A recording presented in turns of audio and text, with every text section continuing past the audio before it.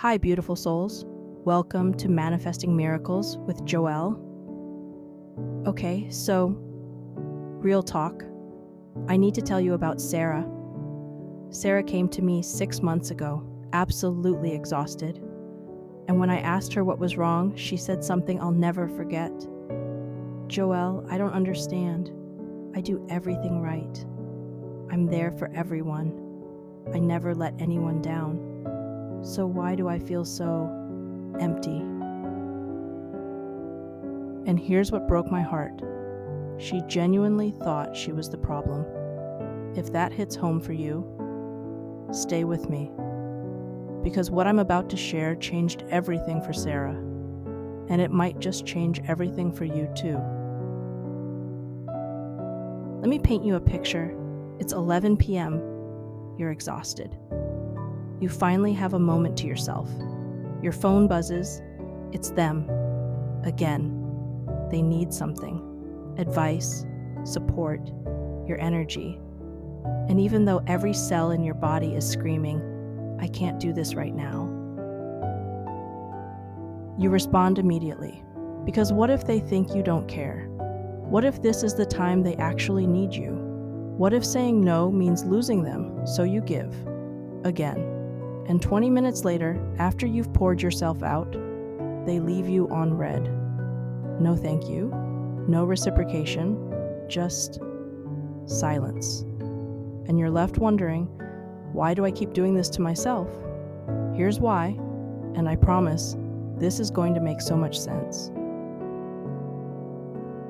Here's the truth that no one tells you about overgiving. Overgiving isn't generosity. It's a survival strategy you learned when you were too young to know any better. Think about it. When you were a kid, maybe 7, 8, 9 years old, what did you learn love looked like? For so many of us, love came with conditions. Be helpful. Don't be too loud. Don't ask for too much. Make everyone else comfortable. I had a client, Marcus, who told me, I was the kid who always made mom smile when she was stressed.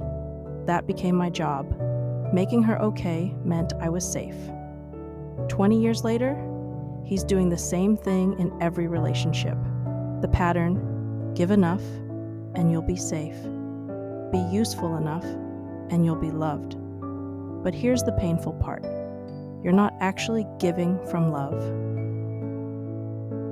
You're giving from fear. Fear that if you stop performing, the love stops too. Does that land for you? Because it should. Now let's cover the 3 signs you are overgiving that you probably don't even notice. Sign 1, you feel guilty for resting. Like, genuinely guilty, even when you're sick, even when you're depleted. I had a client named Priya who canceled our session because she didn't want to be dramatic about a headache. She had a migraine for 3 days, but she still showed up for her sister's event, her friend's crisis, her partner's bad day. When I asked her why, she said, if I don't show up, who will? Babe, that's not loyalty, that's self-abandonment.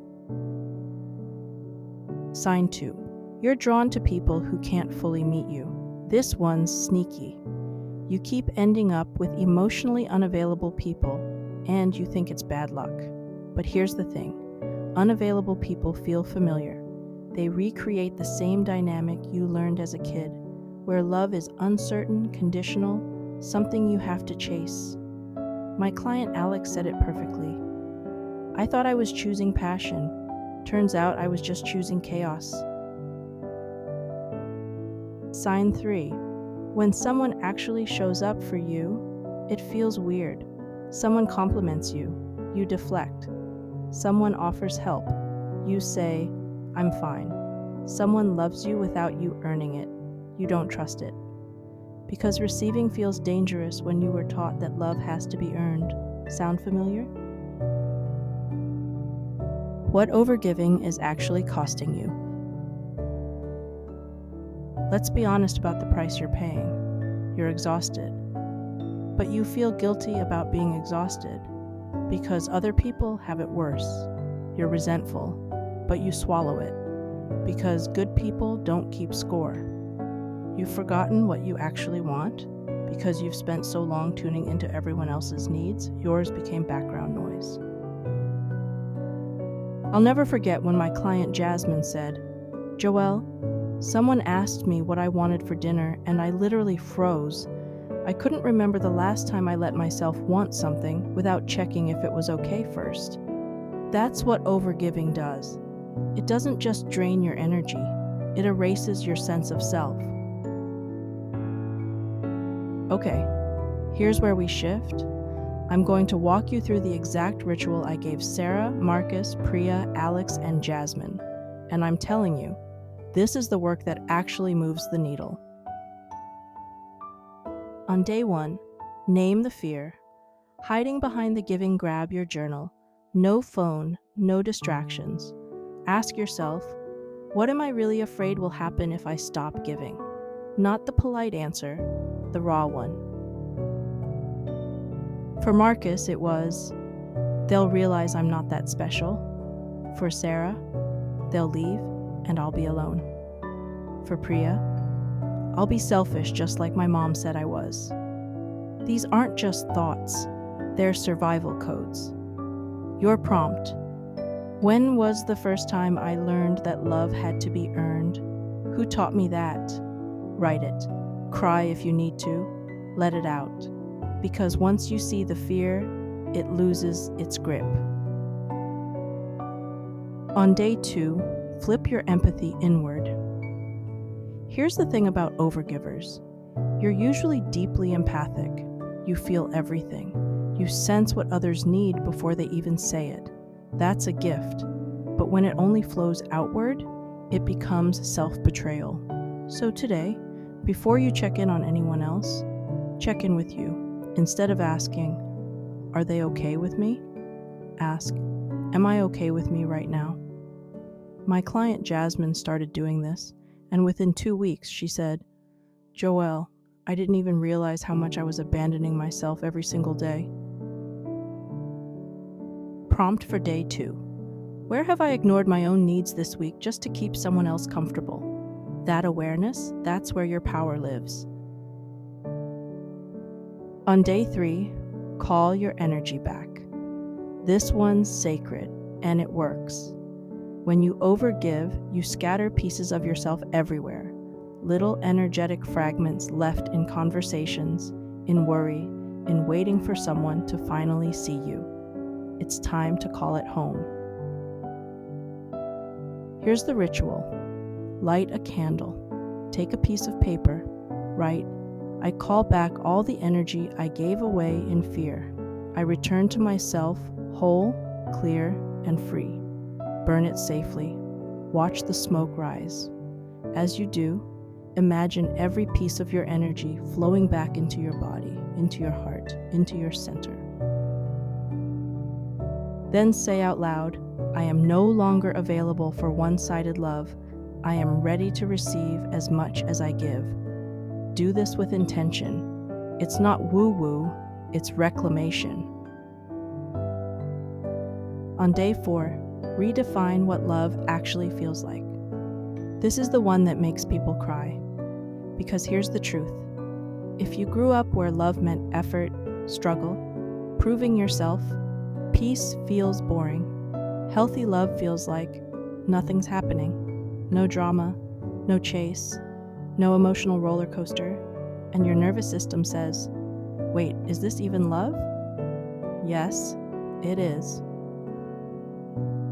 So ask yourself, can I rest in this connection, or do I have to perform to keep it? If you can't rest, that's not love. That's survival. Your prompt. If I already knew I was worthy, how would I show up in love differently? Let that question crack you open. After the 4-day ritual, here's what I've seen happen over and over with my clients.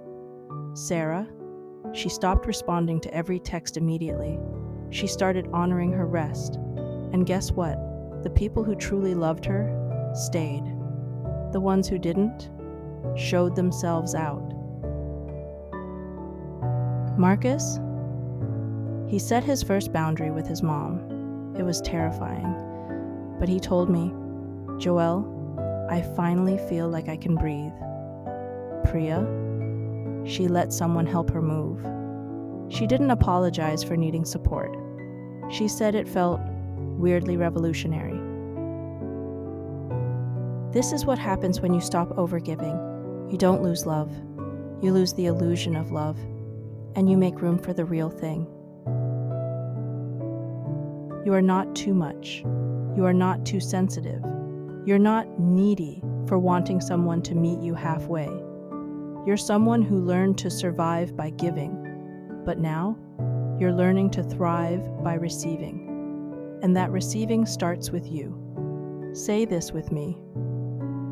I don't have to hustle to be loved. I just have to be me. Let that be your new truth. If this is resonating first, hit that like button and subscribe if you haven't already, as I don't want you to miss the topics that we will take a deep dive in. Now I want you to put your hand on your heart. Take a breath. Say out loud, "I am safe to receive." Let that become your daily practice. And listen, if you're ready to go deeper, to truly rewire this pattern at the root, I'd love to work with you one-on-one. Because this work, it's not just about understanding it intellectually.